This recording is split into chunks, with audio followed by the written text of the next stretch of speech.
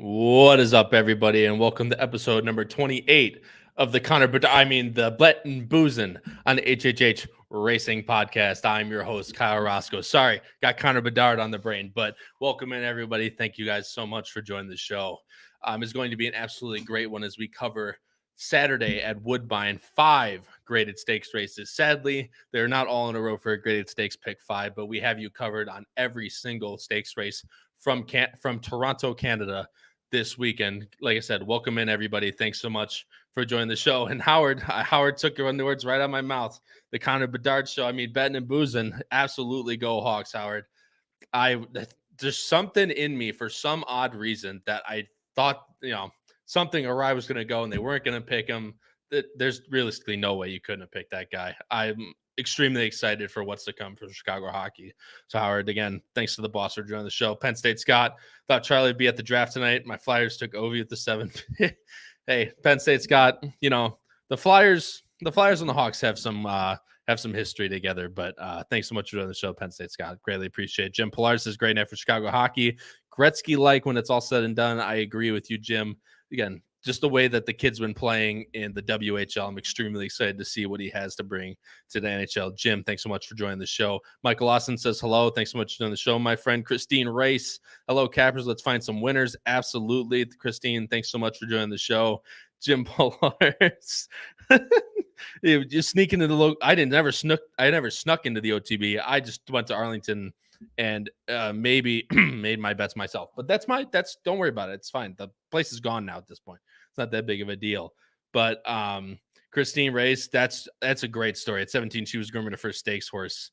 It's a lot of hard work, obviously, that goes into grooming these horses. So, Christine, just another thing to add to your admirable resume. So, Christine, thanks again for joining the show. Richard Avalar, good evening. How was your pick 5 at Canterbury on Wednesday? It was not. We covered the three races leading into the Canterbury Derby. The show went absolutely amazing. We loved everything that turned out, and Team Kyle took home the dub in the $100 HHH hit and split in the contest. So congrats to all of you.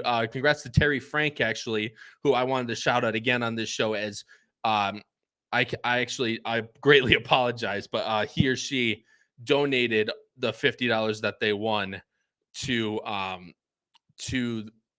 horse charity. It's slipping my mind the exact one, but thank you so much, Terry, for that. It's an absolutely great honor to you won the contest and then sent it over to horses in need. So Terry, again, congratulations. Greatly appreciate it. But TF, great show. Thanks so much for the kind words, my friend. I saw you join first time for Canterbury, I believe, but thanks again for coming back. Greatly appreciate it. Joseph Lawson says, cheers, fellas. Tell Charlie happy birthday. No hangovers. Just cheers, guys. Hey, cheers to you, my friend. And TJ Bauer. She's Sophie Doyle is pregnant. She is not. She's had the baby, and the baby, I think, is nearing its first birthday now. So she's still doing her motherly duties, but Arlington legend, Sophie Doyle.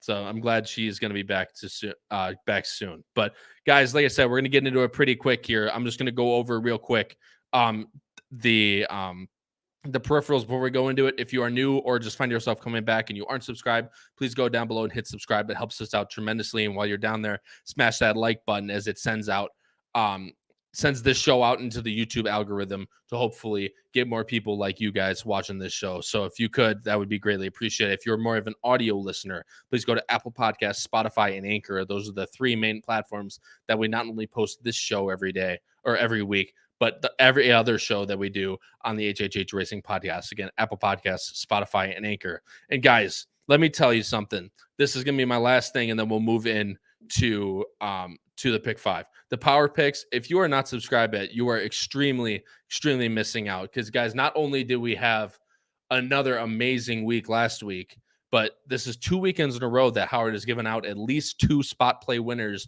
at 3-1 or higher. So, guys, you are completely missing out. And I'm just want to show here a little bit of what you guys are missing out. So these are the power picks that Howard sends out every single week.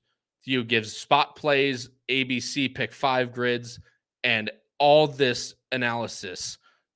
This was Thistledown, his play of the day at Thistledown, La Davida at 9-2. This horse actually went off at 5-2. But if I bring that up here, you can see this was the winnings. Howard gave out the winning pick 5 at a $42 ticket and an $84 ticket for $540.50. Fair and Square came in at 4-1 or 3-1 for the power picks. Leda Vita came in, like I said, at 5-2.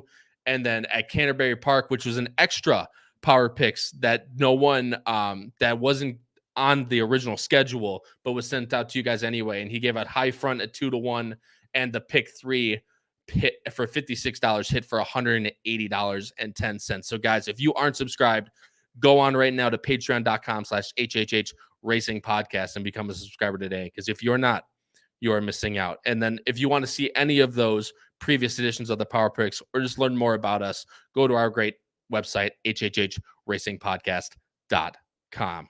But guys, like I said, this is going to be rapid fire today, but we do have a very special guest as Patrick is out tonight. He is he got stuck at work doing a late game, so he will not be on. But I do have my normal, I will never say these two words together. I was going to say Ohio State brethren, but that is not how this works around here. But to the man from Ohio State University, Charlie Freeman, and welcome to our guest who's coming on his first podcast, Noah. I think it's a Meagher. Am I right with that? It's Meagher. Meagher. I literally looked up so much. I should have just asked you. But Noah Meagher. Noah, welcome to the show, my friend. I'm going to leave it up to you to kind of get these people to know more about you, but just kind of explain who you are and how you got into horse racing. Yeah, okay. So I'm Noah. Just finished my first year at University of Kentucky. Just like Ohio State, there's no drinking there. None. Absolutely. Mark that down. Yep, Yeah, put that in the history books. Yeah. Just finished my first year. I'm originally from California, so it kind of made quite a ways to go to college. But I wanted to go out there because I'm interested in working in the horse racing industry. I actually had a job shadow in April at the Keeneland meet with Caleb Keller. So I got to see what he did, kind of followed him around. He did a lot of interviews and stuff, so I got to find out a lot about what he does and meet some of the talent on TVG, and that was really cool. That was also actually the same day that I met you and Howard, so that was a hell of a day. But other than that, that's pretty much what I'm about. Of course, we were the highlight of that day, right? Not meeting everyone from TVG, meeting two random guys from the internet was, of course, the highlight of your day. But yeah, Noah, again, he's a great young handicapper, and like I said, he's aspiring to work in the horse racing industry. So we're very happy that he's joining us on the show because Patrick finds other stuff that's more important, apparently, than being on Bettin N Boozin at Wednesday nights. But again, Noah, thanks so much for joining the show, my friend. He's going to be handicapping all 5 races with us. And at Woodbine, that starts in race number 5 this week. It's 5 and then 7 through 10. So if you have those BPs in front of you, get them out as we're going to be going over them pretty quickly here. But guys, I want to go over a few more comments before we get into it. But at the boss, like I said, the boss speaks, you listen. Power Picks Teep Sheet has been on fire. What are you waiting for? It's exactly what I'm saying, Howard. See, that's why I want to bring those up. You make the boss happy. So Howard, I agree. Christine Race, very clear and easy to nail pick 5. Not only a pick 5 and the pick 3 at Canterbury. So Howard's been on fire with the vertical, not only the verticals, but the horizontals as well. Christine, thanks again. Brad Anderson, good evening. Glad to get great insight. Thanks so much, my friend. I greatly appreciate it. And I can't wait to see you pretty soon. I don't know if you're going to Saratoga, but I booked my Breeders' Cup flight and hotel. So I'm extremely excited to get to see you guys again. So Brad, thanks so much for doing the show, my friend. And then who else we got? Joseph Lawlison, nice plays. Howard is an awesome handicapper. Yeah, don't boost that ego too much. He's okay, but he gives out good plays to you guys. I'm just kidding. Of course, Howard's a great handicapper, and he puts out really great stuff on the Power Pick. So again, HHH or patreon.com/HHH Racing Podcast. Penn State Scott, resonate exactly. Wine spritzer for all those Ohio State people. They don't drink beer, they don't drink liquor, they drink wine, and they sit out on the deck and have a nice time watching their football team lose. But just sorry, Charlie, a little too much. I'll give it to you, but I got to give you some crap at least sometimes. But Sylvain, thanks so much for doing the show. What my dance Saturday? The air was really bad today. Expected to be bad for a few more days. Yeah, I did see that. I got to keep your fingers crossed because in Chicago today and yesterday it was really bad as well. Hopefully the wind shifts or something along those lines. But obviously, while the horses are still going on, we're going to cap them. But Sylvain, thanks so much for doing the show. But cheers to everybody out there as we get into these 5 stakes races at Woodbine on Saturday. The first race is the Grade 3 Marine Stakes. It is for 3-year-olds going mile and a 16th on synthetic. As everyone knows, Woodbine does not have a dirt track. It is a synthetic surface on the Tapeta, and we don't have any morning lines. And that's the one thing, is these PPs literally just came out. I hit F12 on accident. My fault, guys. These PPs literally just came out at about 4:30. Okay, no, we're good. Sorry, got a little bit of technical difficulties going on here, but these PPs literally came out at like 5 p.m. Central Time. And I'm not sure if you guys know, but this show starts at 8 p.m. Central Time. So we did go through it a little bit quick. I will preface that. But and we have no morning lines. Not that I handicap morning lines anyway, but I know you guys like to see them. But just wanted to preface that as we go in. But in this race, undeniably, I think at least the favorite will be Turf King for Kazashi Kimura and Chad Brown. Chad brings a lot of these big days. Chad likes to bring some horses up to. While they might not be his best crop. A lot of the time. Turf King is definitely a really nice one. As I bring up the banners for the picks, we are all going with the number 5 Turf King in this spot. Noah, again, as you are the beautiful guest, I'm going to let you go first. What did you kind of see in Turf King, and what brought you to put this horse on top? Yeah, I wanted to start it off with a horse that wasn't super obvious, but I just think this horse kind of classes up to the field. He took to the synthetic really nicely down at Gulfstream on that maiden race, February 16th. And I'm kind of a sucker for horses that run Keeneland, especially the spring meet. I was there a lot. However, I feel like there were other spots that Chad could have pointed this horse to, but I just think this horse is much the best. I completely agree with him. Look at that. Man knows intent. Man knows everything. I love it. Getting these other young guys on this, stick it to the old guys. Noah, I completely agree with you on this horse. Charlie, I'm going to let you touch on a little bit more, but realistically, there's not too much to say about this horse. Just numbers, intent. He kind of just looks the best on paper. Yeah, I mean, for me, this was an obvious race to decide. Again, it's hard to fade Chad Brown. And for those of you who are, loyal listeners and viewers of our show, you know that Turf King has made an appearance on this show before. I believe all of us were on Turf King when Turf King won at Keeneland last time out. And though the horse only won by a head as the heavy favorite, it did not get a good trip at all. Had to completely navigate through a bunch of different traffic before eventually getting to the top. And there's been some solid horses that came out of that race as well. I think the race last time out certainly wasn't a bad effort, but I think also was against a tougher field than this one.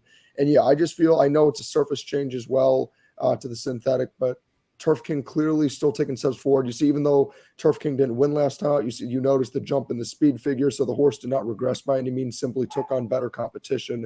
But I do think in this field, Turf King is, at least in my eyes, the clear-cut top horse.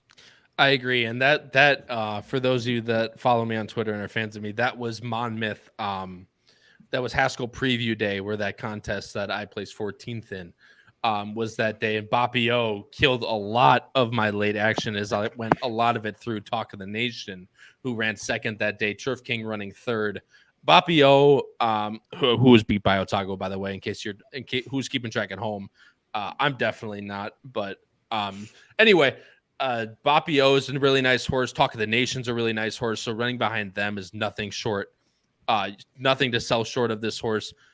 Sylvain does bring up a really good point that the Woodbine turf is special. If I scroll to the top here, you can see the configuration, or it's not the turf. Sylvain, you're throwing me off. It is not the turf. Excuse me. It is the synthetic, which is a normal kind of configuration. As we get later into the sequence, when the turf comes into play, that will come into play later. But this horse ran great on synthetic, closing into a slow pace at Gulfstream. This was just after the championship meet, so there was still good horses down in Florida. I think this horse looks much the best on paper. I completely agree with everybody else on the panel. But Noah, my friend, I thought this one was going to fly a little bit under the radar. But you capped me off going with Simcoe in second place for Katerina Vasileva, and Hernandez gets the mount. What did you like about this horse? Yeah, I kind of like this horse a little bit. On the improve, seems to love Woodbine after those last two races, really jumped up in speed figure. I also thought it was very intriguing that this horse has been able to win from 2 inside posts. So maybe with an outside post, it might have a legit shot. And it seems like some of the locals have kind of been beating up on each other. So I kind of wanted a fresh face in this race. This man's taking the words directly out of my mouth. I love it, but I completely agree with you. Ships up to Woodbine, runs decent on the Gulfstream Tapeta. Second time out, I used to like to see a little bit bigger of a jump, but wins in a hot pace at 3 to 5. 2 back at Woodbine, comes back in optional claiming N2L and wins, basically going away. It was a really nice split. I'm not going to show the replay, but if you want to, go back and watch. Hernandez put a brilliant move up the middle on 2 other horses in this race, and Simcoe got through. I think if he really continues to improve off that last buyer, I think he's got a legit shot. Maybe not to beat a horse like Turf King, who has this horse by at least by 9 on the buyer figures in his last race, but I think this horse is extremely interesting underneath, and I think you might get a little bit of a price on this horse. Charlie, you went with the number 4. Kako Kaipu, I think is how you say Thank that. God you said why do you name. got it? I was going to say, Yeah, why do you have I to? don't want to be the one to pronounce it. You consistently I'm just give calling me the horse the Kako. hardest. I'm just calling the horse Kako. I know it's not the full name, but I don't care. We're calling it Kako. I mean, look at the names I'm dealing with. I deal with Kyle Roscoe, Patrick Kuenzel, and Charlie Freeman. We do simple names here. We don't do this. So we're going with Kako. I like that name more anyway. But no, Kako, and it's in the last 2 races. I know the numbers didn't show much of an improvement, but for me, I just like seeing the versatility. I know it's something as we've started to get more in depth on this show and more recent episodes, how that is an angle that I tend to look for, and so do you, Kyle, is versatility in a horse. And, in the past, this horse has tended to like to be right on the lead. You see 2 back, obviously, was just off the pace, in a hot pace, and then 1 going away. But in its last effort, it wasn't able to get to the lead. There was a lot of early speed in that race. A lot of the horses wanted to get towards the front. So the horse did have to sit off the pace. And for me, that is a big deal, because the problem is, even though obviously from the figures, you see the 94 early pace, you assume this horse has to be on the lead. It showed last time out that it doesn't, which is a big deal for me, because, as good of a horse may be that tends to always be in the front or always be in the back, if the pace doesn't set up that way, or if they have to adjust to a different trip, that can sometimes ruin a horse where it has to be in a certain position.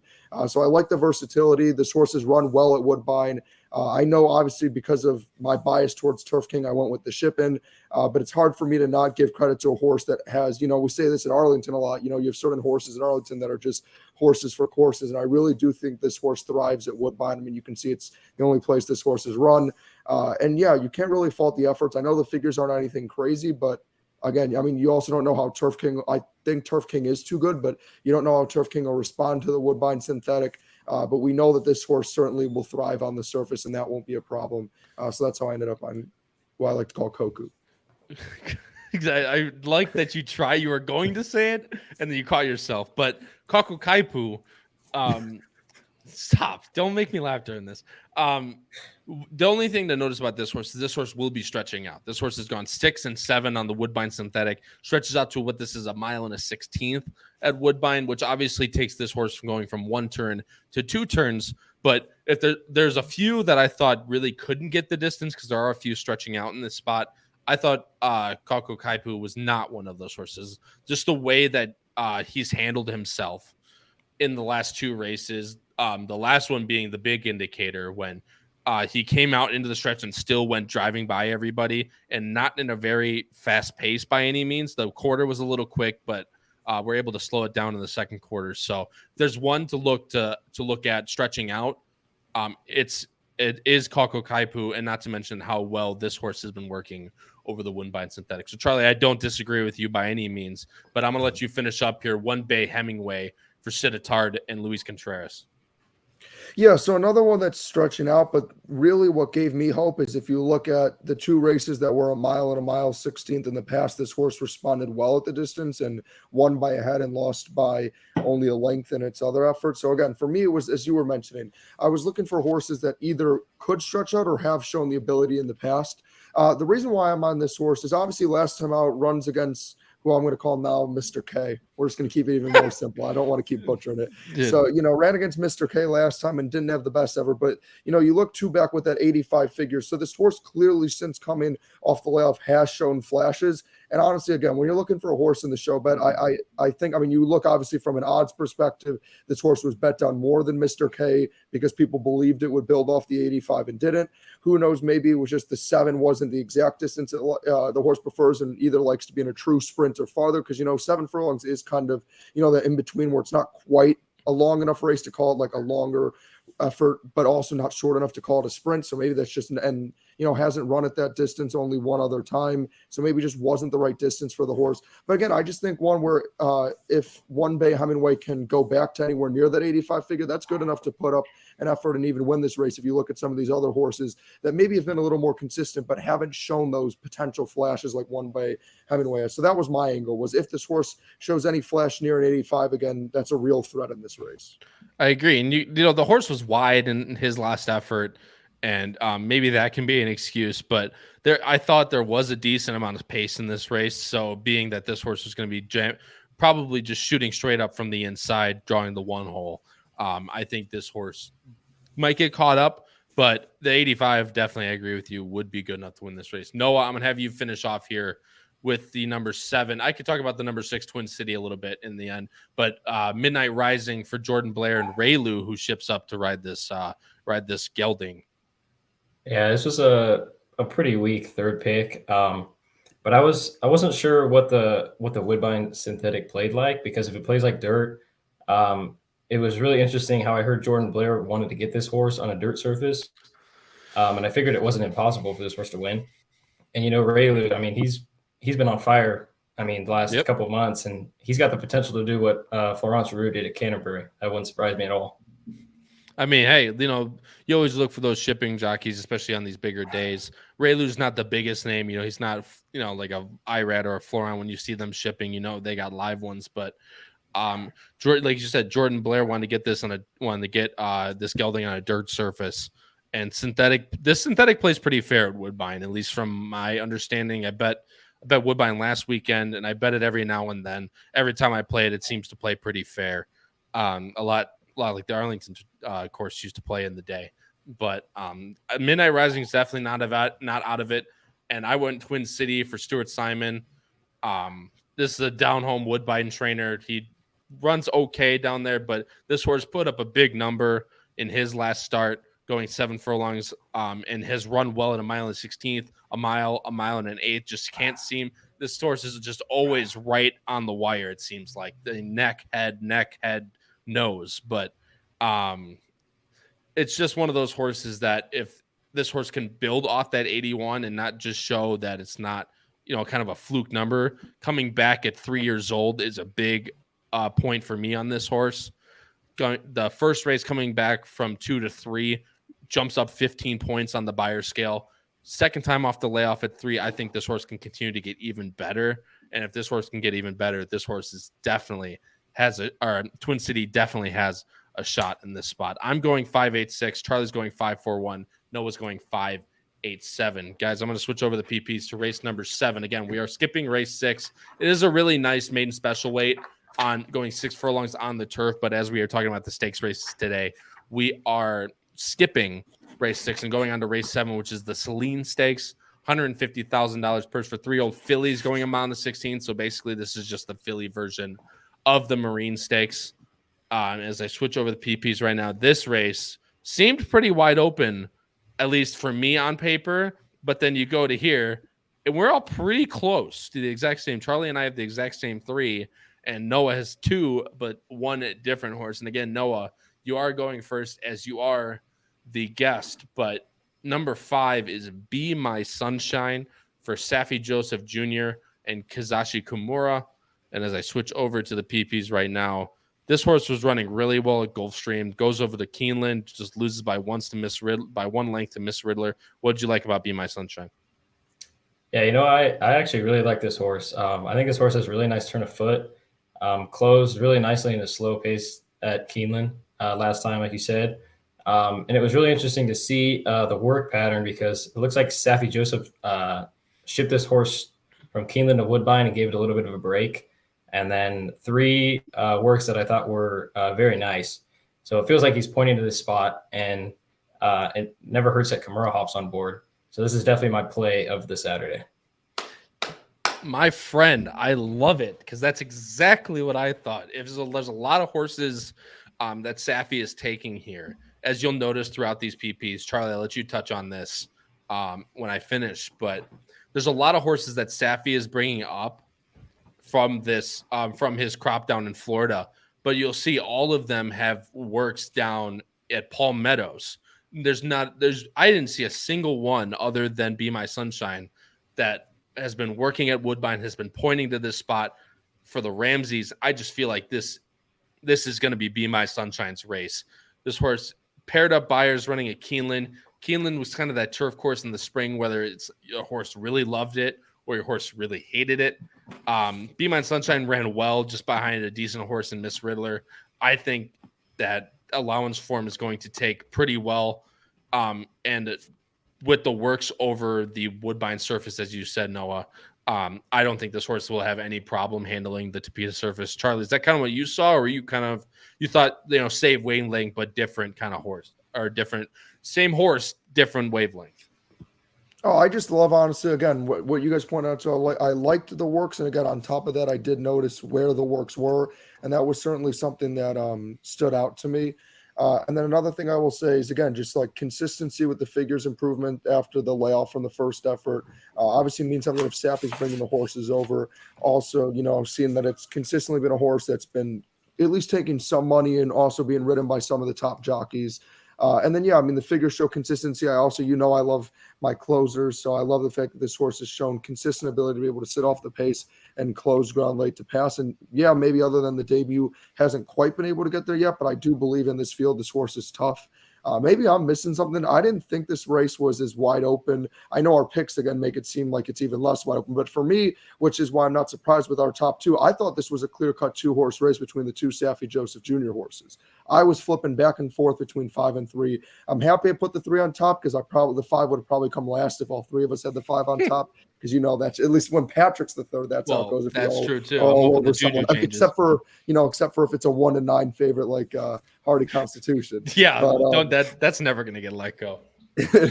But when all 3 of us were all over Secret Oath and we got proved wrong with Claire, so that's why I'm happy we're not all on the same boat. And then going into Honor D Lady. I mean, certainly for me a plus. I don't know. We've covered Gulfstream enough that I'm sure enough of our viewers follow.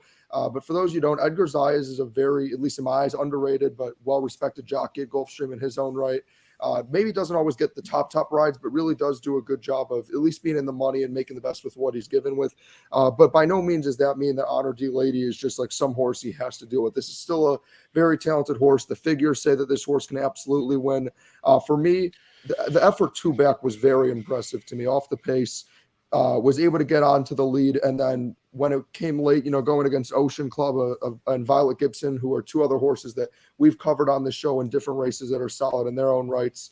So I do believe that if this horse can get back to that effort 2 back, I think would be very tough to beat. And I think even if Honor D Lady runs back to the last effort, is still very talented and can win in this spot. Yeah, there's not a lot of horses with very high buyers in this spot. And, that 79, like low 80s is definitely enough to win this race. So Honor D Lady, I agree with you, Charlie, is definitely going to be one to look out for, especially on your A line. Noah, you have this horse in second as well. It's like, do you have anything more to add on to Charlie? Is that kind of the way you saw it? Adding on to Charlie, you could argue that this horse is the best figs on the synthetic. And it was really weird. The horse seemed to be kind of all across the stretch, and the last time just couldn't seem to run straight for some reason. Just couldn't get to a wire-to-wire winner in Ocean Club, who was pretty tough that day. But third off 6-month layoff, this horse should be ready to go. Completely agree. And then Noah, I'm going to let you touch on the one horse that we don't have that I'm going to be completely honest. I have no idea what to deal with Wonder Wheel here. This just seems like a really weird spot. Mark Cassidy obviously knows he's extremely talented, but coming back on the synthetic, Howard, I'm just sorry. Just giving the boss a little crap when the boss gets crap. That's the way it goes around here. But I mean, she has the buyer figures to be able to win in this spot, but out of all the races, and she's obviously working really well over the synthetic, as you can see at the bottom of the screen. There hasn't been one out of the top 15, or excuse me, there was the 49, but 5 of the last 6 have been top 15 works of Woodbine. So, or Churchill and then Woodbine. I don't know, but this horse has been working really well. I just had no idea what to do with this horse, Noah. Yeah, I didn't really know either. I mean, she's always working well, but just doesn't seem to translate. That's true. Yeah, definitely not the same as her 2-year-old campaign. I didn't really know what to do with this horse, and it seems like the connections don't either. Basically, there's a good old saying that you never bet the favorite trying something for the first time. So take that for what you will. I'm laughing at Howard making a wrong horse gender joke in chat. That's not usually how that goes, but now you got to take a drink for that, everybody in chat. So cheers to you. But it's just like, yeah, I mean, she has, like, if you go into the breeding here, it is wonderful, but you go to the Grand Dam, I believe, on the dam side. No, on the here. Leslie's Lady has some turf running, and turf, can translate to the synthetic, arguably better than dirt. But she just has not been as good as when she won the Alcibiades and the juvenile fillies.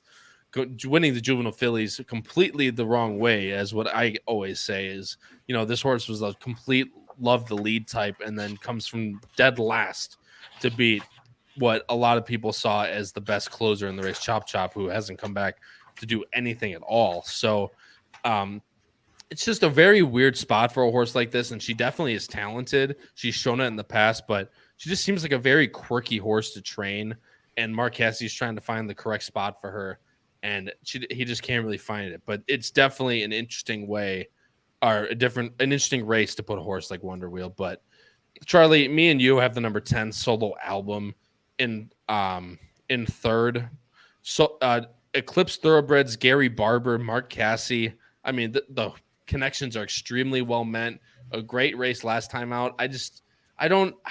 I couldn't find the speed of the speed, and this horse kind of got a really easy lead last time, but beat some really nice horses. Yeah, so my angle was, again, having the chance to come from the outside, as you mentioned, strong connections, a horse that at least finally shows off a pretty long layoff. I mean, not crazy long, but long enough to have that career best effort is still impressive, and the works say yes.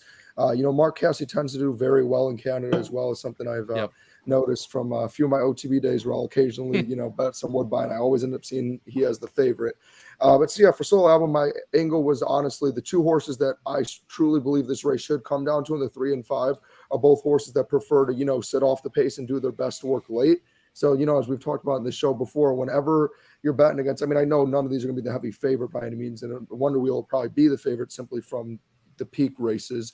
But, if you want to tend to beat that kind of style, you got to go for a horse that's going to be at the front. You're not going to beat a good closer with another closer, as we've talked about with horses like Wet Paint, Cody's Wish, stuff like that. So that was my angle, really, was just looking for a horse that has shown some speed and actually shown the ability to, stay at the front with that speed and not just gas out. And again, the effort last time out, as you mentioned, the figures aren't crazy in this race. So even though I do believe this race should come down to the 5 and 3, and that's what all 3 of us think, if Solo Album can build off of that effort, and get to the lead and not have to set crazy fractions, which isn't crazy to assume could happen with a race like this, there could be a situation where Solo Album just gets away. And I thought, why not take a chance and put this horse third? And real quick on Wonder Wheel, I don't know what to think of the horse. That's why I didn't have it anywhere. Certainly think, again, with Mark Cassie in Canada, the horse could have a good effort. But I just see a horse regressing. And, for me, I tend to prefer to go with a horse that's showing improvement and could take another step forward than a horse that looks to be kind of spiraling out of control and you don't know what to do. I don't think the move makes sense. But I don't think it's anything against Cassie or the connections either. I don't think there is a move that makes sense for Wonder Wheel at this point. I think at this point, every race since the shocking loss at Tampa has just been throwing a dart and praying it sticks and lands in a good spot, and it just keeps missing the board. And, with the last effort, just, worst to date, I'm just not touching this. Well, yeah, which obviously the last 2 spots have been extremely rough. I mean, the Ashland and Keeneland, the Kentucky Oaks, for Christ's sake. But, I mean, she still has shown nothing. And this maybe is a spot where Mark Cassie can kind of get Wonder Wheel back on her feet. But, like, if she shows well on the synthetic, then great for the connections, but I'm going to need to see one, especially in a spot like this where she's probably going to take a decent amount of money. I'm going 5-3-10. Charlie's going 3-5-10, and Noah is going 5-3-6. Guys, moving over to the next race, it is race 8. Again, these next 4 races were 7 through 10. So race 8 is the Grade 2 Highlander Stakes, going 6 furlongs on that weird Woodbine turf course. It is a full field of 11, I think, 10. Since we don't have the PP numbers, I can only count so high. No, I'm kidding. But as I bring up the picks right now, this is the one race that actually the 10th race as well, but these 2 turf races, we are all over the place as I switch over the PPs right now. 3 different horses on top, a lot of different horses underneath. So this one's going to need some analysis for sure. Noah, I'm going to let you go first again. You are going with the number 6, Oceanic, who ran out at Keeneland a lot in the spring and last fall, and then has run at Churchill in Indiana. Just hasn't looked the same as when she runs at Keeneland, but what did you like about Oceanic? Yeah, the first thing was if you want to show that race, the PPs do not do nearly enough justice for how bad that was. Going around the far turn, this horse basically clipped heels and almost went down. It could have been very bad, but the horse, re-rallied and got up. I mean, it didn't get embarrassed. I would think you would have to toss that. I mean, the horse is getting a pretty good trip on the inside. I mean, the horse is a closer. Yeah. And then just it's completely. Number 5 right here, if I'm not mistaken. I'm going to go full screen. But you can see right there, that's right where Noah's talking about. I'll rewind it one more time. But right on the heels of the two cuts her off, and she just takes a big step backwards. But she probably lost at least 3 lengths out of that. Oh yeah, definitely. And at that point, this horse is going to stop. This horse is going to back up. But you are right. They re-rally up into for a pretty decent 4th considering what happened. But no, I'll let you continue to talk. Sorry, I kind of took your thunder there. Yeah, definitely impressive, that final kick. And if you watch a gallop out, he actually galloped out past the winner. So I thought that was definitely impressive and definitely worth a look. He seems to be the class of the field. And Braley didn't come to Canada to paint, so I would think this horse has to be live. I love that analogy. That's great. I've actually never heard that one before, but like I said, I have this horse in 3rd. I think it is a he. I got to drink like 5 times for that, but that re-rally is definitely nothing short. So that 80, you can kind of draw a line through it. This is going a little bit longer, which I think will really suit Oceanic. So I thought this horse was extremely interesting underneath, but Charlie, I'm going to go up to you here. You have the number 2 in first. That is Outlaw Kid for George Weaver and Eric Kuenzel, another shipping jockey. I'm surprised George Weaver brought up Kuenzel for this one, but this horse ran a monster number last time out. Yeah, I know Eric Kuenzel is not, again, one of the necessarily biggest names, but again, still a very solid jockey in New York to his own right. And again, I don't think he ships up for no reason. George Weaver has been doing excellent lately. I know, especially in Gulfstream, has been winning a lot. So I think definitely an underrated trainer, certainly someone that I didn't know as much until getting more into horse racing through the show. But yeah, for this horse, obviously you look and first race, you kind of throw it out, first ever race, it's okay. Then you look at the last race before the long layoff, and it was just a terrible effort. But all of that in between, those are very competitive figures. And then this horse came back. And if you watch the replay, for a first race back off of, a 6-month layoff, this horse flew. Obviously not necessarily the craziest race in the world, but still, a very respectable race and effort to be in. And yeah, this horse just flew by at the end, won by a decent margin as well. I know it's a different turf, but I'm not concerned about this horse shipping in. Certainly wasn't a cheap horse either, decent connections.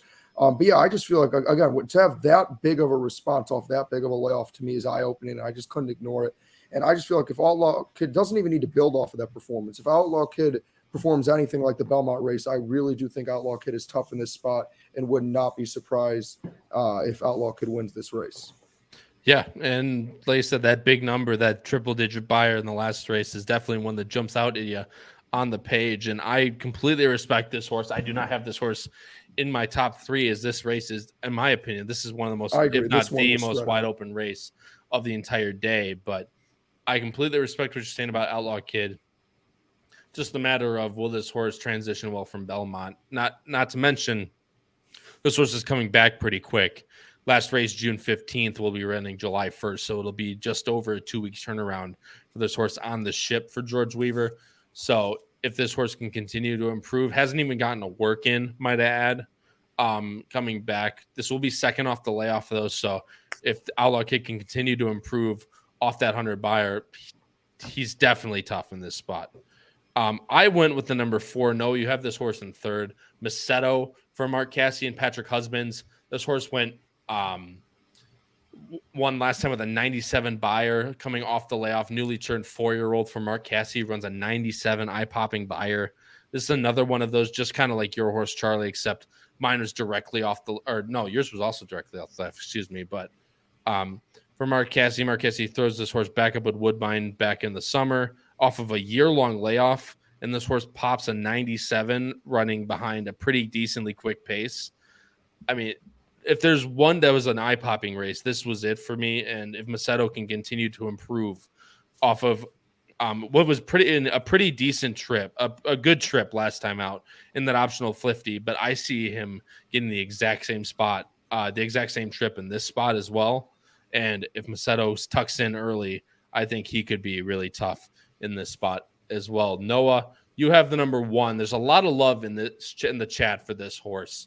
It's Catamosto for Cassie. Wait, Cassie and Husbands. Wait, didn't I? Oh, this is what? I was just going to touch on that. Yeah. Okay, go ahead. Go for it. Yeah. So the 1 and the 4 are both entries for DJ Stable, and both of them Husbands has the mount. Yeah. So I figured that we'll have to switch at some point, and I would think that Husbands should go to the 4, which makes me like the 1 even more because I think I'll get a better price. I love this horse underneath. I mean, you can take a look at the company that this horse is run against. I mean, Big Invasion, Golden Pal, High Front just won. Gregory's Pride won when D'Amato was shipping everything to Keeneland, and they were running huge. I just think this horse was kind of off track, and they kind of had intentions to bring this horse in some really nice races when they came last summer. But now that I saw that 88, I think this horse still has it, and I feel like this horse could really sit the trip. It seems like there's a lot of speed in this race.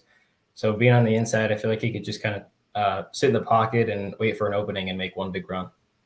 Yeah, and that actually, the funny thing is I didn't notice that until right now, but that's one thing to keep in mind of. If they're both entered with Patrick Husbands on the mount for the exact same connections, you're most likely, the most likely scenario is one of them is going to scratch. So just keep your eye on the races at Woodbine, race 8 at Woodbine on Saturday, as I'm sure one of them will scratch. If not, at least get a jockey change. And it's a toss up at this point who's going to get the jockey change. But usually when they're completely entered the exact same, one of them will get scratched. And Catamosto again is another horse that I give respect to, but that last race on the synthetic was against pretty easy company and set kind of a right-off perfect trip right off the leader. So this horse is, I'm assuming by the buyers of the race, I think is going to need a little bit more than an 88 in this spot, but third off the layoff could be really good for Mark Cassidy. And obviously those connections, I never doubt anything, but again, keep your eye on the form. Jeez, I can't think, but keep your eyes on the form on Saturday. And Richard does bring up a very good point. Catamosto ran back. This was back in June of 21 for Joseph O'Brien, but did run against Go Bears Go, who's a really nice horse that is actually still in the States, I believe, right now. But that is a good point, Richard. Thanks so much for pointing that out. Greatly appreciate it. Charlie, I'm going to let you finish up here, and then I'm going to talk about my last horse. Or no, actually, my horse is all covered. Charlie, you're up, my friend. You're covering the last 2. You got Old Chestnut and actually, no, Macedo, you're good. So what did you like about Old Chestnut? Yeah, so sorry, real quick, I just wanted to touch on Macedo. Mm-hmm. Also, another horse that ran against Go Bears Go. I believe actually ran against the one in in June and had a solid effort. And yeah, I Yep. had the same thoughts as you did. Again, solid works. And again, for me, what I was just looking for, which is why I think this race is so wide open and tough, was just another horse that came right off a layoff and just had an extremely impressive effort. And against, not crazy competition similar to the two, but still competitive enough. And again, Mark Cassidy tends to do very well in Canada. And then, going into Old Chestnut, I mean, this is a horse for me, again, another one where I know the horse has now had 2 efforts, but still to come from October of 22 to April of 23 and run a 95, obviously an eye-catching effort, and was off the pace and then ran away and absolutely romped away from the field. And certainly people saw something in this horse because it was bet all the way down to favoritism in the first race back off that long effort. And while it wasn't, some crazy competition, then takes a huge step up in just the second race off the big layoff to a grade 3 race from an optional claiming. And again, even though it doesn't win, gets bet a decent amount and again, matches that 95 figure. So again, for me, another horse that has worked well, has good, consistent figures. And, again, while maybe from the first race off the layoff, the competition was weak, goes to a much tougher competition that could, fit in with this field and puts up a very solid effort. Also picks up Edgar Zayas, who, again, as I've mentioned, I am a fan of. And so, I think Old Chestnut is a horse that's very interesting and I think could be very dangerous in this spot. Look, there's a lot of different ways to go in this spot. Obviously, you can tell by the picks on the bottom of the screen. We do have some common themes, but the big thing to note is we are all over the place on top. I'm going 4, 10, 6. Charlie's going 2, 3, 4, and Noah is going 6, 1, 4. Guys, I'm going to move over the picks, but first we have some kind words for Noah in the chat. Darius, I'm not sure I've seen your name before, sir. Thanks so much for doing the show, man. Greatly appreciate it. He goes, can't even tell this is Noah's first podcast. He's crushing it. I agree. Howard brought it up. Howard, Patrick might have to look out, man. We might have a replacement for him since he's consistently missing shows. Patrick, be on the lookout. But no, honestly, Noah, you're doing a great job. And obviously you're getting a lot of love in the chat. So they think so as well. Guys, I'm moving over to race 9. As I said, it is the Dominion Day Stakes, going 1 1/8 for 4-year-olds and upward. Let's see. It is a field of, if I can, 7, 9. Again, I have to count because I have 1, 2, 3, 4, 5, 6, 7. I know how to count on my fingers. But 1 1/8 on a synthetic, and this is another one that I thought was a little bit straightforward, but there's a lot of similar picks on the chat, so this one will probably go by pretty quick. We all have the number 6 on top. Treason for Josie Carroll and Kajashi Kimura, J. Foxwoods, very well-meant connections. And Noah, I'm going to kind of just give you the reins on this one, no pun intended, by the way, and just kind of say what you like about Treason and why we think that he's going to, he has a really good shot to win this race. Yeah, it just seems like this horse became a different animal when it switched to the Josie Carroll barn. I mean, a 16th length win and then a good 4th in the autumn, pressing a hot pace, and then a really nice win last time. He just kind of seems to be the now horse. Yeah, I mean, like I said, I love the short and sweet. There's not too much to say about this horse. I mean, getting to the Carroll barn, getting a year off from 3 to 4, just gets a massive turnaround, wins 16.5, as you said, a really hot pace in the autumn, gets 4th by 2 lengths. There's some really nice horses, 2 of them who are also in this race, and finally got the trip set up that I'm sure Josie Carroll's been dreaming of for this horse, and he just wins going away, much the best of anyone else in this race. The one just to his outside, and Carruthers in that last race, and then Tyson just to his inside by 2. But I agree about Treason. Charlie, I'm going to let you touch on everybody else because there's not too much else to go into Treason. He's really well meant, and I think he's got a very, very big shot in this spot. You have the horse that I like just to his outside in Carruthers, who ran a really good race in the Eclipse last time, just behind Treason. Yeah, so obviously as we were, just all raving about Treason, who deserves, all the flowers and looked much, I guess not much the best, but certainly nonetheless the best And, as we mentioned, only really lost the race before that because the pace was just so hot. And I don't think the pace will be quite as difficult this time out. I think the one will probably set the pace again, which wasn't a problem for Treason last time when they went against each other and went right by. So while I do think this race sets up for Treason, I think Carruthers is an interesting horse because this was a horse that sort of just decided to follow Treason. And if you watch the race, if you can put up the replay for a second, I don't really know what happened with Carruthers, but as it was starting to gain on Treason, kind of took a weird step and went behind and then had to reshift out, which essentially slowed down all the momentum that Carruthers had been gaining on Treason. So, I think if this horse gets a cleaner trip and sits right off the early speed, I do think Carruthers can be dangerous in the spot with a truly clean trip. Obviously you also see the figures off the layoff have continued to go up. So this horse, is clearly also improving in form. And I just really liked that race overall from June 4th. That's why, my top three, I normally try to avoid taking horses that race against each other, especially, kind of not only doubling, but tripling down by putting them all in my top three. But I really thought it was a decent race. The time was respectable. The pace was respectable. It wasn't too hot or, too cold either. And I thought, honestly, all three of the top three ran a solid race. And, that's why I kind of stuck with that same order for my top three. Yeah, and I used to abide by that rule where horses that race together win together was my Arlington way of thinking. At the other tracks, it doesn't work as well. So in Arlington, it's a lot easier. But there's a really good question in the chat from Matt Miller. If those of you that don't know Matt Miller, he's an amazing contest player and a great friend of the HHH Racing Podcast. But I'm going to leave this up to you guys. I already answered it in the chat, so don't necessarily look at my answer and copy my homework. But what win odds would you take on Treason?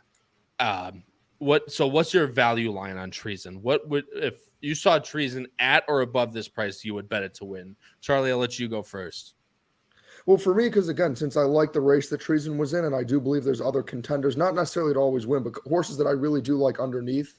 And if we get to the picks later, I know we're only covering some of them, but I will say for this race, if I were to play it, I would be looking for the 6 to win, and I would do exactas with the 6 over the 7 and 4. So for me, I'd say right around 2 to 1 is where I would like to play Treason. If this horse was 2 to 1 or higher, definitely put in a win bet on it. Probably still would regardless, but I think it would kind of impact how I spread my money around. Obviously if it's lower, maybe put less on the win bet and more towards exactas with the 6 on top. Whereas if there ends up being more value on the 6, and maybe focusing more on putting more on the win bet and less on the exactas. But that's kind of my angle, is once it kind of surpasses that threshold, I'm probably focusing more towards, this is my top horse and who do I like to put underneath. Hey, I love it. I love everything that you said, Charlie. Just nothing like a Charlie answer where you ask a pretty close question, you get a 50-word essay or 15-page essay. But no, I'm just giving you crap. Noah, what about you? What's your value line? Yeah, I think 9 to 5, 2 to 1. I think that's a smart idea with the Dutch exactas, like Charlie said. You could definitely get a price underneath where that's where it's going to pay. I completely agree with you. And how about this? The boss quoting in the chat, have Noah on the big show for a Del Mar preview since he's a SoCal guy.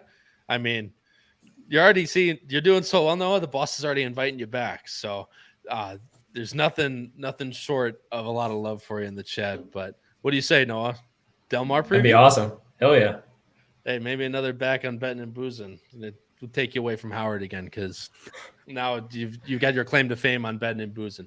But anyway, I'm going to move on. Noah, you have the same horse that I have on third, Nova Soul, another Safi horse. Edgar Zayas gets the mount, ran really well at Gulfstream, although that's probably a little bit of a class below what he's facing in this field. Noah. Yeah, this horse has run against some really nice company. A lot of prestigious races like Durnin Party, Pan America, Belmont Gold Cup. Just after that last race, I feel like I'd be willing to give this horse another shot. I don't think this horse is quite done yet. And definitely note that this horse is 6 pounds lighter than last time. And I'm not really a weight guy, but it's just something to note. No, absolutely. And for those of you that's, whether I'm not necessarily a weak guy either, but for those that are, it's a great thing to point out. So I do appreciate that. And there's a few others in this race that I'm going to mention before we move on. Charlie, you like Tyson. We don't need to go in too much. This horse ran with Treason and Carruthers last time out. This horse will be on the lead. I think there is a little bit of other speed in this race. So Tyson might not get the best trip in this spot, but that's one to look out for. Another one out of the Josie Carroll barn And the Golden Glider is another horse I wanted to touch on a little bit real quick. I mean, this horse was in the Bluegrass, the Peter Pan, the Belmont. It ran well in the Peter Pan, didn't necessarily run well in either of the other two races. One of my favorite 14-1 horses in the Belmont ever, with the Rich Strike effect, that I was able to get 5-2 on Mo Donegal that day. So thank you very much to everyone that bet Golden Glider that day. But ran really well in the Tropical Park Derby, I believe is that race, off the turf on the Tapeta down at Gulfstream. So if there is a lot of pace injected in this race, this horse is going to come flying from the clouds most likely. So this is one to look out for, although I think he might just be a class below the other horses we've talked about, but not wanting to go completely unnoticed. I'm going 6-7-9. Charlie's going 6-7-4, and Noah is going 6-4-9. Guys, I'm going to move over to the last race. It is race 10 on the Woodbine Saturday card that we are going to cover. It is the Grade 2 Nassau Stakes, going a mile on the turf for 4-year-old fillies and up. $175,000. Again, a one-turn mile on the weird configuration of the Woodbine turf course. And I move is a field of, let's count them together, guys. 1, 2, 3, 4, 5, 6, 7, 8, 9. A field of 9 in this spot. We're all going to count together now at this point because I'm not doing it alone. The morning line favorite, and surely the favorite at post time, will be the number 4 Moira in this spot. And I'm going to play the game that we love to do. Noah, I'm sure you've seen it. How many, when there's a big favorite like this, I want to see in the chat, how many people do you think went with Mara in this spot? I tell you, again, at least one person did go with Mara in the spot. Is it 1, 2, or all 3 of us went with Mara in this spot? Everyone put your comments in the chat real quick. I'll give it about 30 seconds to see what everyone thinks. I just want to see the how many people think that we all took the chalk in this spot, if any. But I'm going to I know Jim thinks you did. I know Jim thinks you did. Jim thinks we all take the chalk, but especially me for sure. Matt Miller says 2. Tom Espinoza says 2. Darius says got to be just 1. No chalk. Christine Ray says she thinks all 3 of us took the horse on top. Howard says 1. Sylvain says 3. I'm going to give it a little bit more just in case anyone else is going to come through at the end. Richard Alvalar, one of you picked Mora. Chris Mack says 3. Onder says 3. Onder, welcome to the show, my friend. I haven't seen your name in the chat yet. But so 4 3s, 2 2s, and 2 I'm sorry 1s. To see a chain of 3s. Oh, no, guys. Oh, come on, but see, so that gives it away who picked Mora on top. But it is only one of us. It is only Charlie, the chalk-eating weasel, taking Mara on top. I went with the number 8. Fev Rover in this spot, and Noah went with the Chad Brown runner on the outside, Eminent Victor. Charlie, since you are the winner of the chalk-eating weasel contest, I'm going to give you to talk about Mara. There's not too much to talk about her, as she was an extremely good filly last year at Woodbine. Came back after a long layoff in the Bell McMahon, I think. I'm not actually 100% sure. I completely apologize to everyone out there. But only lost by a neck to Super Hoity Toity, who's a pretty decent horse in her own right. Yeah, I mean, look, I think honestly, I mean, I'm gonna give Noah the benefit of the doubt because it's Chad Brown. I think Kyle honestly was just trying to avoid getting bombarded by the Chad and Jim. We're going to chalk in weasel, so he just swallowed his pride and said, I'm going to pretend to put the 8 on front. But you watch, people, we get to the betting booth, and I guarantee you this guy's putting all of his money on the 4 horse. Anyway, or who knows, maybe the 8 will end up being bet down to the favorite just because Kyle put the 8 on top. But yeah, with the 4, pretty simple for me. The works say yes. This horse has been extremely consistent with the figures. And again, to come off that big of a layoff and still in tough competition, run that close to winning, I think if this horse runs anything like its past history, again, second time also off the layoff. I know this horse likes to close, but I did also, which I thought was kind of interesting, like, after seeing its last 2 races where the horse was way back and then had to climb up, now you saw, again, we talked about earlier, I like versatility. The horse, maybe it was a slightly weaker field, but still a solid competition to be sitting just off the pace. So I do like that this horse has multiple dynamics, but I just think if the 4 runs back to form, should win. I'm not going to say easily because there's some other decent horses, but I do believe is very tough in this spot. No, I'm going to let you touch on a little bit about Mora, as we all have this horse in there. And actually, Howard, again, the boss is just taking the words out of my mouth as usual. I think the race is just maybe a little too short for her. I mean, you see, she did run at a mile and a 16th, did lose by a neck off the layoff, but I mean, mile and an eighth, mile and a quarter, mile and 3/16. It almost seems like she runs well going longer, and this race is back at a mile. Yeah, I tell you what, Howard definitely was not a big fan of her in the affiliate mare turf, and I guess he's not a fan of her now. So yeah, that's true. Just like the Italians. Yeah.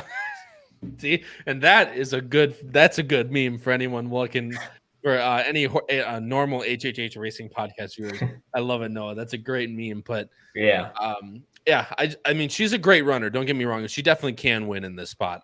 But at the price she's going to be, which I assume is pretty short, with something that she might not want to do, I'm willing to look elsewhere. And I looked to the number 8, Fev Rover for Mark Cassidy and Patrick Husbands. Those horse ran extremely well in the Canadian and the Dancing Smart. But he's well, that's well. We had a good run, Noah. We had a good run of it the last hour. But guess you're next. But the boss man, is Delmore still in the cards then, or what are we thinking? Yeah, that's what I'm saying. But Fev Rover ran really well in the EP Taylor last time. I know this is off a layoff for Mark Cassidy, but it's a and mares don't usually take the biggest step from in between ages, so 3 to 4, 4 to 5.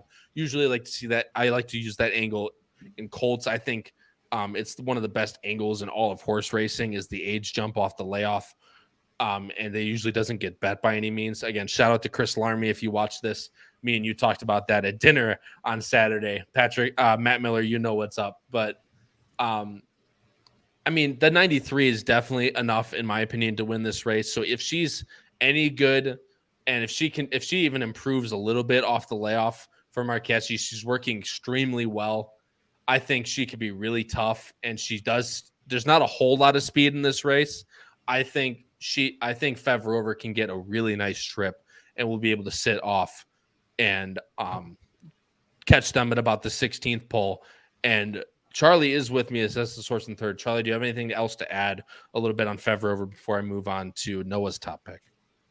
I mean, not really. All I was just going to say is I almost had this horse. I mean, I originally had this horse in second and flipped it back to third. And I really do believe this horse can win. The only concern for me is just the layoff. I mean, again, I know we've talked about a lot of times, we've talked about on some of the races we've covered earlier, these horses who right off their big layoff end up being unbelievable. But since we just don't know yet, it's just a spot for me where I rather, maybe play this horse under in the exactas or maybe even box this horse with the 4. Because I will say, if this horse returns to form or takes a step up, I think this is the biggest threat to the 4. It's just, again, I don't know what's going to happen off the layoff. Certainly, though, having Mark Cassidy is a positive sign in that, he will have this horse ready and probably pick this spot to come back as well. Because you see, after being overseas, this horse only came back to Woodbine. So I think this is a horse, and another one you mentioned, if you're looking for a price, this is a horse I would play where I would watch how the money's actually being played to kind of see, because this could be one where we think we're being creative by liking the 8 and then a bunch of bettors see the same angle and it gets hammered down, or it could be one where people are scared off by it and you could take it at a big price and try to beat the favorite. And again, for me, this would be my top choice if you're trying to beat the favorite, if the money plays out that way. Yeah. And look, I think mile and a quarter, again, I know this was 5-6 months ago at this point, but I think a mile and a quarter is a little bit too far for what she wants to go. I think a mile and an eighth, mile and a 16th mile is right in her wheelhouse. So getting back to that one turn mile at Woodbine, I think really suits her, not to mention how well she ran at a mile in Europe, being group 2 winning and group 1 showed in the English 1,000 Guineas. So I think Fev Rover could really be into it, but Eminent Victor for you, Noah. Top pick, Chad Brown, bringing more of his horses up for Michael Dubb. What did you like about Eminent Victor? Yeah, if I'm alive to a sequence, I'm going to be using a handful of horses because I feel like this race is pretty wide open. Yep.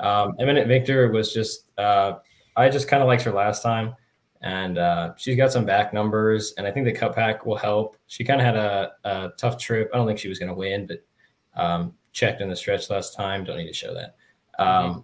But when you have no idea, kind of like I do, it's pretty easy to lean on the Chad. And I think she'll be a decent price. So Yeah, and there's not often time you get to have Chad at a decent price. I think I honestly, the Chad money, I almost feel like we'll take her to second choice, coming second off the layoff for Chad with the equipment change. But Eminent Victor is definitely not one to take lightly, and you are right, she has back numbers.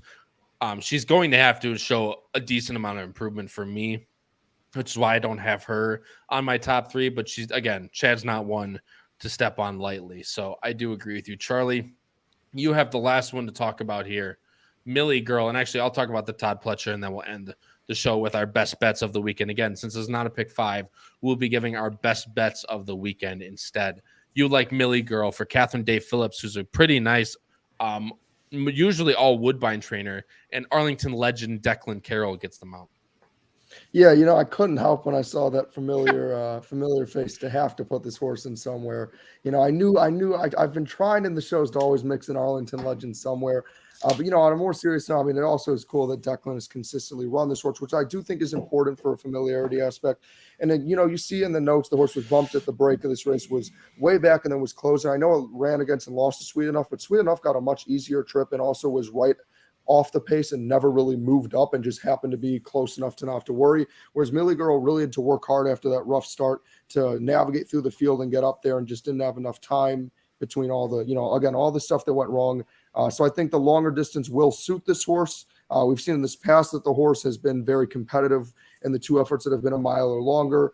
Again, third race off the layoff now, working out well as well. And I think you can get a decent price. I do think Millie Girl is an interesting horse that, again, has a good combination of tackle speed while still like to sit off the pace. That could be a horse that could very well be in the money. And again, another horse you could play in your underneaths to help you, make some extra money in case you do want to bet a horse that gets bet down. Yeah, and like I said, she's usually very good. Our Flash Drive, who this horse Millie Girl lost to in her last race, is a very, very nice horse at Woodbine. I believe 4 out of the last 5 races that our Flash Drive has won have been stakes. So absolutely nothing to take lightly there. Sweet Enough ran second in that spot. So Millie Girl is definitely one, although I think she'll have to improve a little bit to be able to be competitive. But Scottish Star, Noah, you have this horse in second as well. I'll let you touch on I'll bring up the rear and then we'll move on to our best bets. But Scottish Star looks just kind of like the speed of the speed on paper, in my opinion. Yeah, she's definitely a nice horse, but talk about a money burner. This is pretty much the definition of it.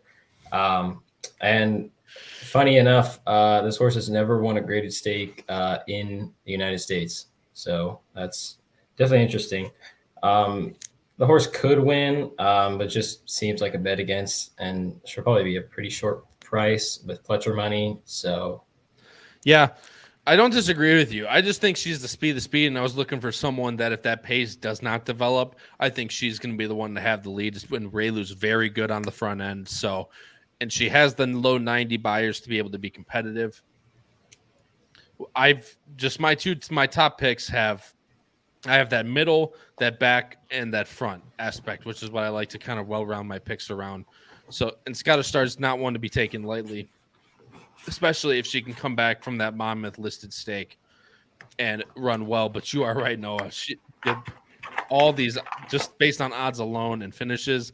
This horse is definitely the main definition of a money burner. But guys, again, since we are not covering a full pick 5 sequence, we are going to give out our best bets of the weekend. And Noah, you are going to go first. We have asked everyone. I've asked both Charlie and Noah, and obviously myself, for their 2 best bets of the weekend. Whether it's win bets, double bets, they can give a pick 5 if they want to, or like a key underneath horse or something along those lines. Anything that they want to give out to you guys to be able to play. That's what I asked for. And Noah has 2. He has his best bets of the entire weekend are race 7, a win bet on the number 5, Be My Sunshine, and on race 8. Key of the number 1, 4570 underneath in your verticals. Noah, feel free to talk about and expound on your best bets. I think the 1 in the 8th race is Catamosto, but did I look at the wrong race? It's irrelevant. Yeah. But I'll talk about it right now. Yeah, I'll talk about the 5. Yeah, everything I mentioned about, I think Savvy Joseph is kind of pointing to this race. Just the ship from Keeneland to Woodbine and those works. It just seems like she's really pointing, he's really pointing to this race. And with Welcome to the Kimura family. aboard, and Charlie was talking about earlier, I think it's a 2-horse race with the 3 and the 5, where if you're kind of playing a sequence, you don't necessarily want to use 2 prices or 2 horses that are going to be a low price. So you just pick one and try to, trust your opinion. And so that's what I'm going to do with the 5. Yeah, completely agree. And like I said, Catamosto is that one that has the exact same entrant as the number 4 in that race. So be wary of that one when you get into the sequence, as I stated on Saturday. But hey, like I said, Noah, I love it. And Be My Sunshine is one of my best bets of the weekend. I know you said that was your play of the weekend. So I'm completely commend you for putting it on here. And the Catamosto is definitely one to key underneath. Hopefully that would be a decent price if he stays in the race. So again, that's Noah's best bets. Race number 7 is a win bet on the number 5, Be My Sunshine. And in race 8, it's key the number 1, Catamosto, underneath in your verticals. Noah, thanks again. Charlie, your best bets of the weekend is a win bet on the number 5, Turf King, in race 5, and in race 8, the win on the number 2, Outlaw Kid. Go ahead, Charlie. Talk about your picks. Yeah, so Turf King is definitely my strongest opinion of the weekend by far. To me, the most obvious winner of any of the races that we covered. Again, I know it's a little biased from covering the horse in the past, but I just think Turf King has all the goods. Love Chad Brown horses, and again, I just think should dominate that field. And then my angle with going with Outlaw Kid is, if I'm going with 2 win bets, best bet, I didn't want to be a chalky and weasel, and because Turf King will be the favorite, so I didn't want to give 2 heavy favorites.